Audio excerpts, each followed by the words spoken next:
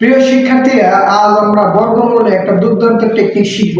দেখো, 16 বর্গমূল 4, 25 বর্গমূল 5, 49 বর্গমূল 7, 81 বর্গমূল 9, এটা আমরা সবাই জানি এরকম। কিন্তু যখন 19, 11, 20 বা এরকম যদি কোনো সংখ্যা থাকে তখন আমরা বর্গমূল কিভাবে বের করবো? দেখো, আমরা 19 ধরো একটা, এটা দেওয়া, দেখো 19 বর্গমূলের কাছাকাছি কি আছে? 19 বর্গমূলের কাছে পূর্ণ বর্গমূলের কাছে কি আছে? 16 আছে। 16 সাথে আর কত যোগ করলে 19 হবে? 3 লিখলাম। এখন 16 বর্গমূল কত? 4। আর 3 বর্গ, 3 দশমিক দিবা। তারপর 3 দিয়ে আমরা কি লিখবো? 3 লিখবো। 3 এখন 4 যে লিখলাম, এই 4 ডাবল করবো। 4 ডাবল কত? 8। তাহলে 8। এখন দশমিক, পরের লাইন দেখো 4 দশমিক।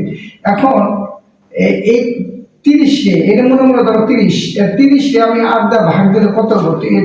কত হলো? 3 আর 24, 4.3। ঠিক আছে, এটা একটা বর্গমূল হয়ে গেল। ঠিক 11টা বর্গমূল কিভাবে করবো? 11 কাছাকাছি পূর্ণবর্গ কি আছে? 11 কাছাকাছি পূর্ণবর্গ 9। 9 সাথে কত যোগ করলে 11 হবে? 2।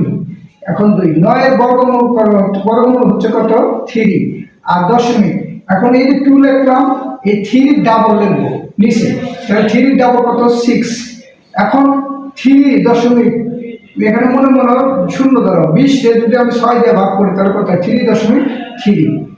ঠিক আছে, ঠিক এইটা বিষয়টা কত হবে, বর্গমূল কত হবে? তো গ্রামার কমেন্টসের মাধ্যমে জানাও। ওকে, আসসালামু আলাইকুম।